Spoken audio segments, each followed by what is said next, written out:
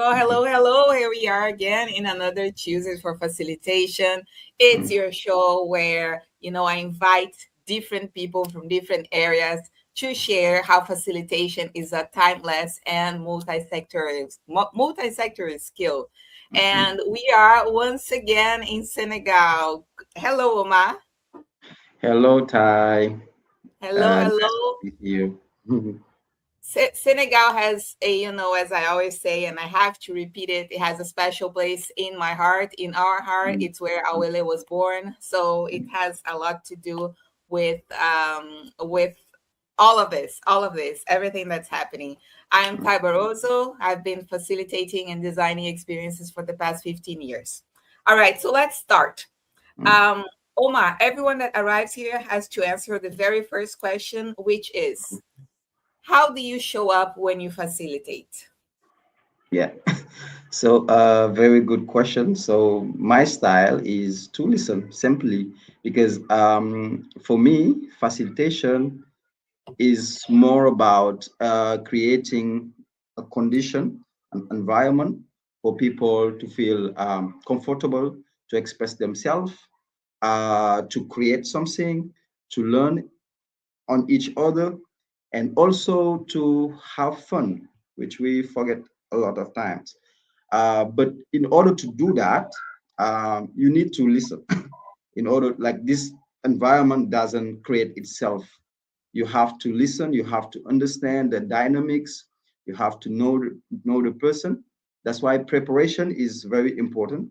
Um, and when you prepare, it's like on in the rooms, like you are in the room, you arrive, for example, you arrive in the rooms, maybe there are people in there, you will meet them, you will exchange with them so that you get connect. If there is no people, you will try to get yourself familiar with the room, so that once people arrive, you can like interact with them, you can listen to them so that you can understand, and in order to create that environment I just described.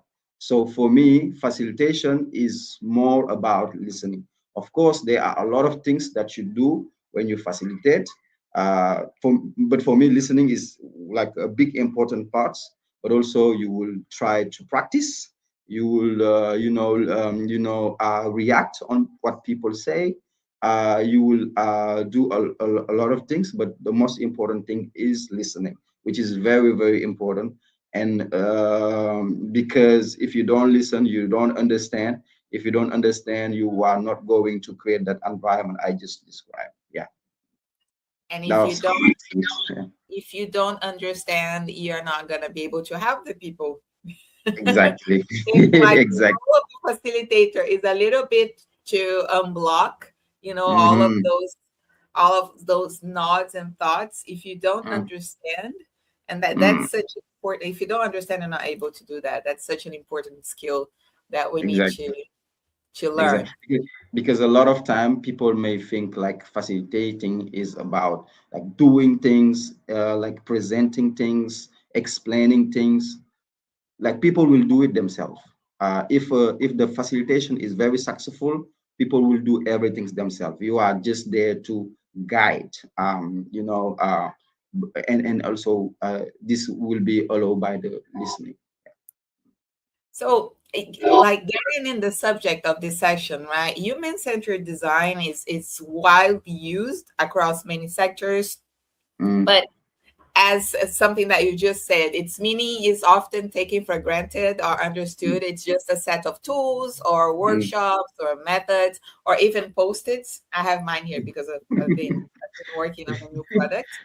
mm, So it originally emerged in the intersection of design, psychology, and engineering. It was shaped in the early 20th century on ergonomics and user experience, and later got popular on the 90s by organizations like IDEO, which were big with their work in the continent, in mm, Africa.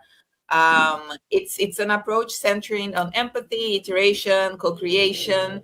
It Understanding where it comes from as an approach helps us question how it's practiced, right? And who is truly centered on. So when we talk about human-centered design, which human is that? From mm, your experience, how does practicing human-centered design in the African context challenge or expanded what mm. we usually understand as design? Yeah. Like I will start from my experience. Like before I have this experience, before I have this view that I'm going to explain, for me, for example, doing innovation, doing design will require, like, for example, having, rooms where you will have, for example, materials like post-its, where you can interact with professionals, things like that, or, developing something very new, very innovative. That's how I saw, the process of developing something new with, for example, this approach of human-centered design.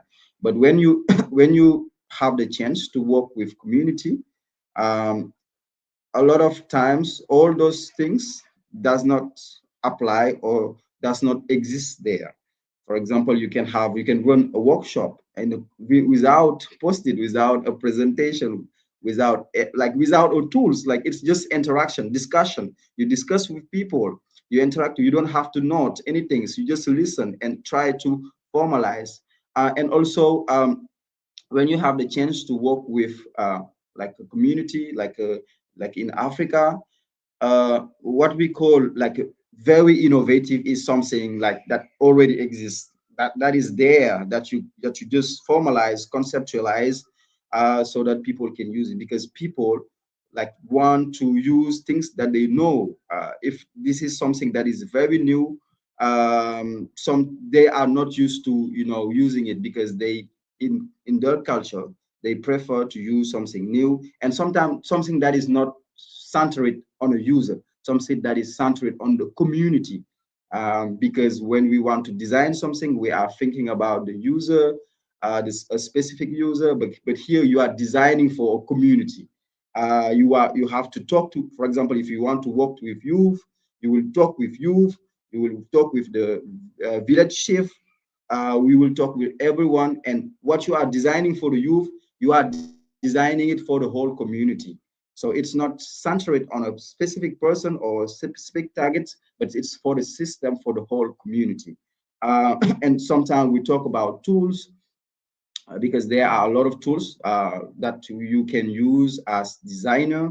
But when you get into a community, for example, those tools, they are not very useful for you to, like, trigger engagement or trigger the exchange or get the information that you, because in those type of community that I went, you just have to listen, like you have to be accepted first, because you go to the community. It's not like you go there and you facilitate a workshop and you take your plan and you go back to Senegal or to Dakar. It's like you went there, you stay with there, you're trying to learn the language, you eat with them, you play football with them, you do a lot of things with them.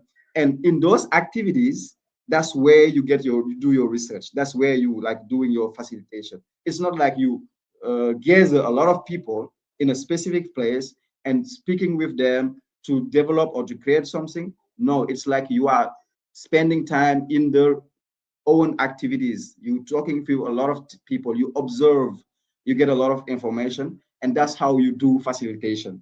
And that's how you do also design in those community. Because when we think about design, we will think about workshop, tools, things like that. But here it's more about the mindset that you are applying here, not the tools. The tools are important. You have it in your mind, but you need to try to find a way to adapt it in order to get what you need. Yeah. I don't know if you get what I just said. Yeah, and I think like from what you're saying, it's very interesting. I've lived in Senegal for 1 year and a half. Six Mm, months of this 1 year and a half were living in the mm, village, so I had the chance to also design something for the village, for the mm, community. mm, And I remember, and that was not only in Senegal, it has happened in other contexts where mm, you get to a public where, for example, they don't know how to use post-its. Like they don't understand the mm, logic of it. It's mm, like, why do we mm. have tiny papers? We could have bigger papers, more useful. And I like that you gave this example of like not using post-its, but inviting people for a conversation, because culturally, for some cultures and mm, for Senegalese people, you guys like to discuss. You know, you love it. You guys love having discussion in a very healthy way. And I mm, think this is a little bit of heritage, from Charente mm, Diop and mm, from the yeah, whole school systems that you have in Senegal, the proudness that you have, and as in Francophone, as that part of Francophone Africa. mm, And it's interesting when we design the tools. I've mm, asked, what I was doing my own research. I was mm, living, I was eating, I was walking on the streets to understand what the stories were there, so that I could mm, associate the stories of the local place to the stories that we are starting to build together. You need to mm, learn that so that you can give proper examples. So if you mm, want to give an innovation example, what am I gonna use Uber to give an as in mm. example? There's not Yeah, even Uber. I mean, I don't know if there is in Senegal now. It's been a while. I haven't been there. No, it's mm, still not.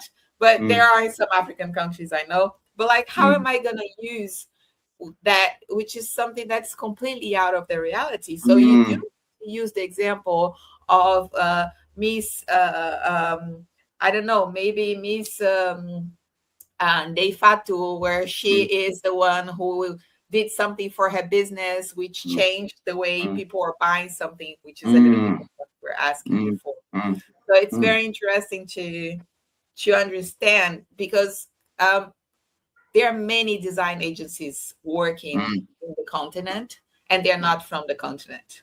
They're not from. Exactly. Yeah. Mm, mm, So a mm, struggle that they do is like they can't advance with their projects mm, without, having local people on their teams. mm, And you know that because mm. you've been the local person in teams in Trinity, right? That's Yeah. I've met Omar before. I've met Omar. I've met him through someone else, through an international agency, and they're telling me, "Oh, it was so difficult to implement our business here. We needed a local Senegalese person, and we're so grateful that he came. He helped us navigate everything." And I'm like, Mm, "Okay, good." So then some months passed, and then I met mm. Omar, and then we're chatting, and then Omar was the person. Oh, Senegal Yeah. is so small. Yeah. And also, what I would like to add is, even for example, like taking notes.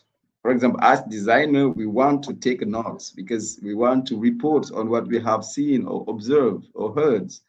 But yeah, sometimes that fact of taking note can like stop the like jeopardize or even stop your activities, because some people don't like, they are not used to like seeing people taking note, because for them taking note is like you are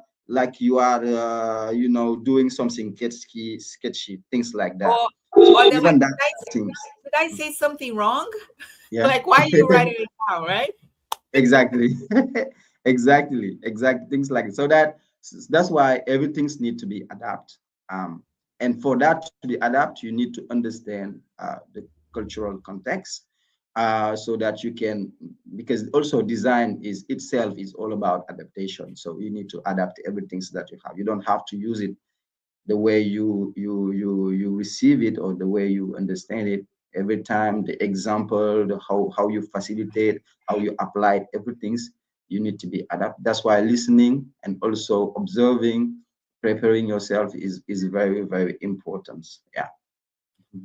Like, even from what you just said, there is no design without facilitation. Everything Mm, that we've been sharing here, and it mm, has its facilitation itself relies for some mm, people in structured mm, methods, but mm, we know that real transformation tends to happen when those methods are adapted to realities, culture, mm, rhythms. That's what we just said, right? mm, Your work across multiple countries, we're just talking about this before, mm, mm, and it's constant dialogue between structure and context, right? Because you mm. do have to write that report. How do you Yeah. do that without writing things down? How are you navigating between using established design methods and adapting to cultural and social dynamics of the communities you work with? Now, one thing before we go on, because I'm from Brazil, us being in Mm, the diaspora, we look at we look at Africa as a block, even though we try mm, not to. We're mm, talking about mm, 54 countries, and they're so mm, different from each other. Like they mm. couldn't be more different from each other. So you're actually, if you think of East and West Africa, like we're actually navigating from one world to the other. Mm. How has it been for you, like to navigate between this? Because there's no written down solution for that. It's a craft work every time, right? Yeah. Yeah, so you have to be, as you just say, you have to be like you have to, like immunity is very important. And also, even in Senegal, I am a Senegalese, but I'm not going to assume that I know like all local cultures. Um, and it's also more complex in a different country than is your, because like sometimes you walk in a country where you don't speak the language. In Senegal, I have the chance to speak the language, local language.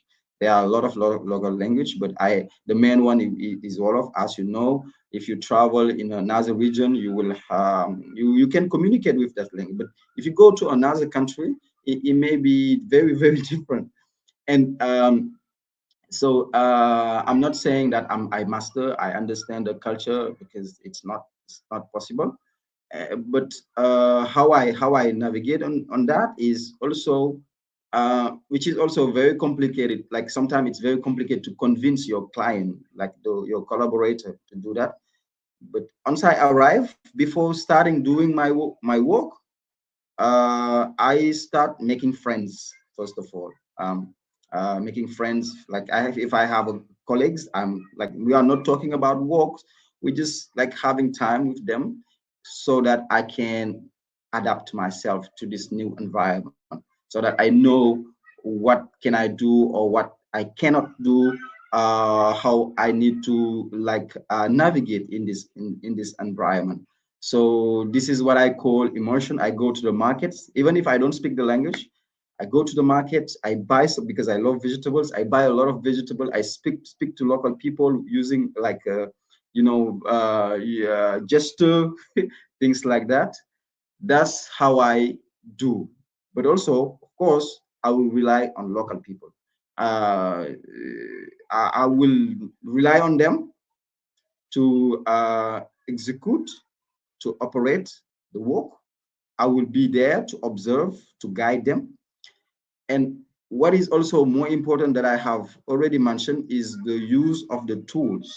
Because a lot of time, us as designer, we assume that our tool will be used. And our tool is not for the person that we work with, it's for us. Like the tool is for us. It's for us to structure our finding, our data, but not for the user.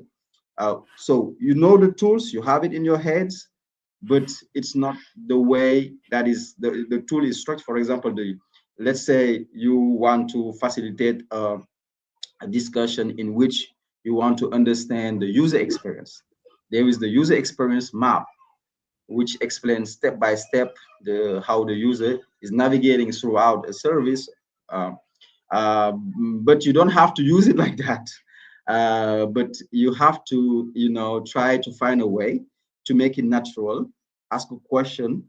And sometimes the user are not going to explain the step by step the service, not like that. It will start with something, it will jump to another step, it come back, and it's for you. The tool is for you. The tool is in your heads, and you will have to use those information to structure. And if you work with another person that is not a designer, for example, you go to Burundi or another country where you have to work with people who are not designers, who don't know about design, don't try to, train them on those tools. Just explain them the outcome, what you want to achieve by that, so that they can do the work. And then you speak with them, you rely on the understanding of the local culture, so that you can, and also plus your observation, because you are there also to observe, to see. If you don't speak the language, it doesn't stop you from understanding. It's push you to understand things or the environment or interaction through observation. because like you have to understand a lot of things through observations, You through have to what observe. people see you exactly. So if you don't understand the language, it's not a problem. Just And, rely on the and local people, but observe also. you have to feel it in your gut too. Exactly. So Exactly. sometimes you are not, it's so amazing, like us as humans. It's so Mm-hmm. amazing how we can understand context with all of our Mm, other senses beyond, understanding what the person is speaking. It's mm, like so interesting. mm, Like you can see two people, they're discussing in their language. You have no idea which language they even speak, you mm, know. mm, And then you know that they're discussing, and they might be mm, very, and there's people that discuss and they put their hands to the top, and then you know how they're mm, gesticulating. But mm, then there are mm, people that can discuss, very mm, in a very stiff and strong way, and but you mm. still know. And it's not only about the Exactly. tone of their voices; it's about how Mm, their body works and about how you feel around it. mm, I believe in mm, energy. So, and I think, working with design and understanding the spaces has a lot to do with that too. You have to mm. understand the energy. And Exactly. I know that because I've Mm, developed, COMCOM is a methodology for a laboratory of community communication that mm, I did in the village in the north of Senegal that I didn't speak neither French, and you know that, mm, and I mm, didn't speak Wolof. So the mm, best I could do, and I learned what was important, was the salutation. So how's your family? How's everything mm, going? uh, uh, it's all good, thanks to mm, God. And that was enough for mm, the people. And that's also interesting, that was enough for people to shelter me. They're like, mm, oh, she looks so cute, trying to speak with us. And then they're giving me what I needed, which was information mm, for their time. mm, mm, you know mm, so it's also something very interesting, like when you try to, when you show, local people that you're trying to hang, mm, you're eating. And I remember this because the mm, same thing happened in Paraguay. So I lived mm, in Paraguay and I photographed 9 indigenous villages. So mm, now I needed to learn Guarani, right? And the way that you connect, that's very similar to mm, Africans in general. mm. You need to eat with people and you need to eat their Exactly. food. It doesn't matter Mm, if you don't like it. It doesn't matter if it's mm, too spicy, if it's mm, too mm, blunt. It doesn't matter. You have to eat with mm. people. So then I'm going to the villages and I learned how to say, um, I'm hungry. This is very tasteful and I want more. So they would be so surprised because whenever they were serving their food and we're in community meetings, they would be Mm, like, look at me, and they're like, oh, this girl, she's not gonna eat whatever we're eating. And it's very simple food. And I'm mm, like, so I wait for everyone to get served, and I'm always hungry. So I'm like, I'm hungry. And then they're like, wait, what? What did you say? Now he's asking for me to ah, repeat it in front of everyone, the community. Is like, look at what she said. And then I would finish it, and I'm like, this was very delicious. And mm, they're like, mm. no. Then they're calling everyone. It's a way that I know I'm interfering with my presence in the Mm, community because there's no way mm, I'm just gonna blend with people. mm, That's not the mm, intention. But I'm mm, doing it in a way that it's not that it's actually entertaining to them, in a mm, healthy way, which is mm, quite cool. So, mm, can you share with us some success or some fail stories from your works that changed? How your approach to facilitation mm, or human-centered design works? mm. Yeah, in one of the project I'm working right now, it's about developing a new service in pharmacy for women to get access to contraception product. Uh, in the process of this work, we were very focused on the user, right? On how we can make things easy for user, how we can make things great for user. But at the end, we realize that there are like other peoples that decide, like people that are like stakeholders we forget about. Um, and in order for this service to exist, we need also to align on the interests of those persons. And sometimes those interests of those stakeholders can be contradictory to what the user wants. And facilitation or design is also about being flexible, um, to accept that, because if you don't accept that, the service will not exist. And if the service would not exist, there will be a need that won't be satisfied in a very good way. Um, so when you design, the user is very important. It will be the center of on everything.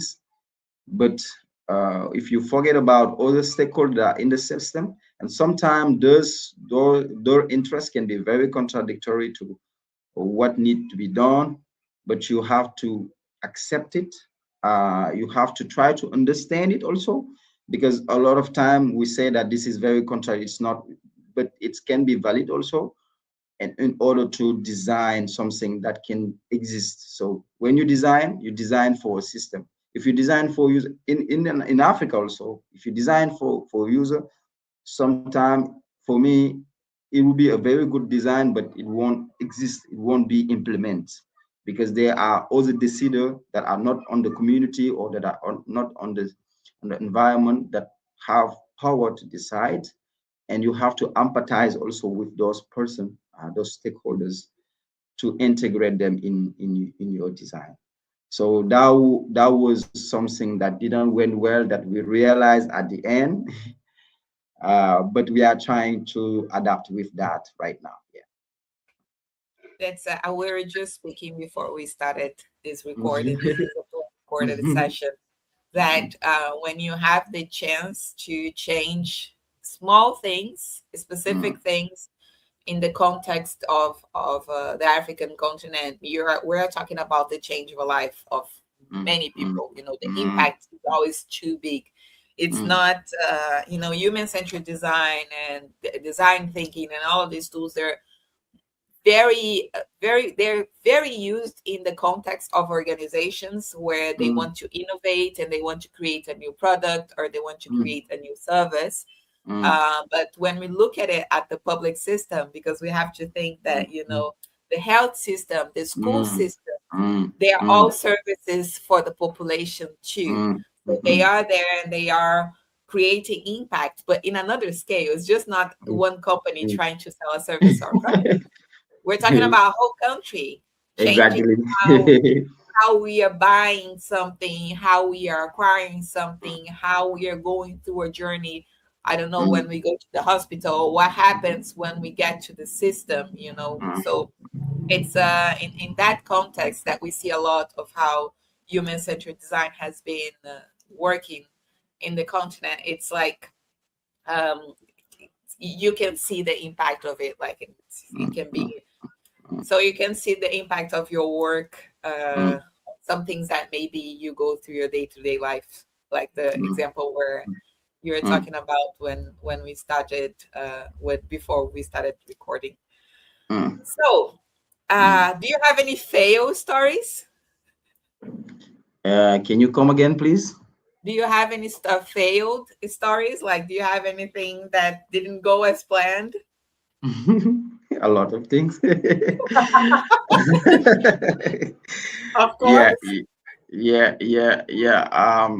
Yeah. For example,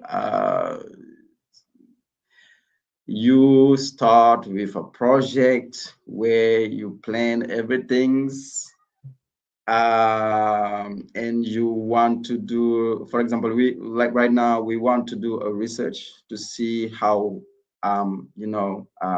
climate change, mainly heat, uh, impact or affect the health of women, pregnant women, and the idea was to do it uh, last year, but we will do it this year.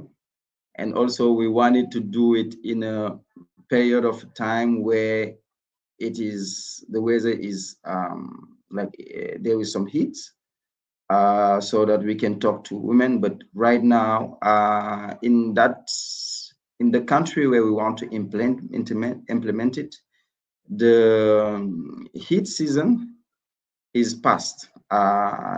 So we need to wait next year in order to start that project. And also, if we want to do it next year, we also want to have another, what we call an ethical approval to do it. So in the process of doing this project, a lot of things has changed, and we need to adapt everything because it would be something very, very new. So this is something that did not go as I planned as it. planned. Yeah, you needed a And you window. have to be flexible. It's not about the project itself, but it's about how you manage it. Yeah, management also is very important because it impacts the results. To relate it to facilitation, facilitation is also preparation, and it's not just it's not just happening like that. It's a lot of preparation. It's a lot of things that you have to do before the activity itself, so that it can guarantee collaboration, engagement, yeah, all those good things that allow exploration. Yeah. and and preparation, and be ready to plan, and when it gets there, you have to change everything. Change everything. Yeah, yeah. That's it too. Yeah, because So if it never go like you plan it. Never. exactly. So if you are watching us and you are the type of person that needs everything to go according to the, maybe you spend months planning something, doing meetings and doing everything. But then Mm, at the end of the day, facilitating is guiding groups from one place to the other. And mm, these are people.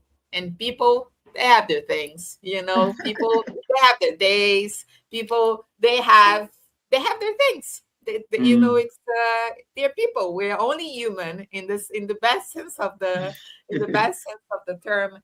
And sometimes you have to change, and you don't throw it away, because planning is learning, but Mm, you have to give up on mm, everything that you have planned, the mm. tools, the materials, the discussion, the tactics. So if you are the type of person that needs that complete, no, don't be a Mm. facilitator. Get someone who's better at that than you, because that is the most important skill we need to have in our profession. Exactly. And even for time also. For example, you can invite people to come at 9 and they come at midday, right? And like for like it's something that can happen a lot of time, like in the community, because they have another perception of time. It's very different from like you have to do things like that. They have their own way to do things, and they have their own way to see and experience time. And you have to be passionate, and you have to be humble, um, to interact, to adapt. It's not like I invite you at 9, you didn't come at 9, and you start being nervous. No, just be patient. If you have time to stay at that time, do it. But me, I faced this a lot of time, but how I did ended up adapting it to this is was to go to meet them. For example, if I have to work with women, I'm trying to do what are the schedules. In the morning, there are cookings. After they will go to the garden. Maybe they get to go to the markets to buy things. At In the afternoon, they will gather to discuss under the mango tree. So Yes. I go there, I participate, and like sometime I arrive, they were like, "What are you doing here?" I just say I will try to grade them, try to make myself like to get them accept me first, And then from that, I discuss with them. I try to get what I need. I can discuss with one person. Next time, I can discuss to another person.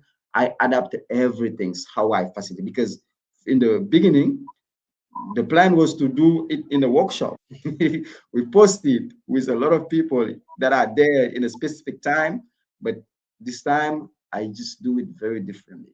And I relax, I go, I meet person without any person discussing naturally.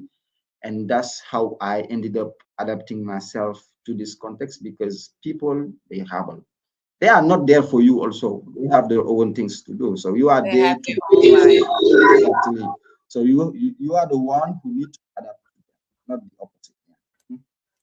I love her profession because at the end of the day, like you just sit there and wait. Sometimes you're Mhm. gonna just sit in a place and you're gonna observe for Mm, hours, and you're mm, just gonna wait until you are part of that landscape. Now mm, people accept you, and now mm, they want to contribute, they want to collaborate, mm, and mm, they'll be happy to mm. understand what you're about and what you want to do. I love that. I love that. That's my favorite part of the work, when I just have to sit and eat and listen with these big ears. Sometimes I don't listen, I just try to understand because I don't understand what they're saying, but I Mm, love it. I love it. mm. So we've gotten our time. Thank you very much, Omar, for your Mm. participation. Thank This you. is this was another session of Choosers for Facilitation, and I Mm. hope you enjoy it. Yeah, I really enjoyed. I always enjoy discussing with you, and it's also an opportunity for me to catch up with you because it was a long time. It's been a long time. Thank you very much. Ciao, Thank ciao. you. Ciao, ciao. Wow. Lagi-lagi.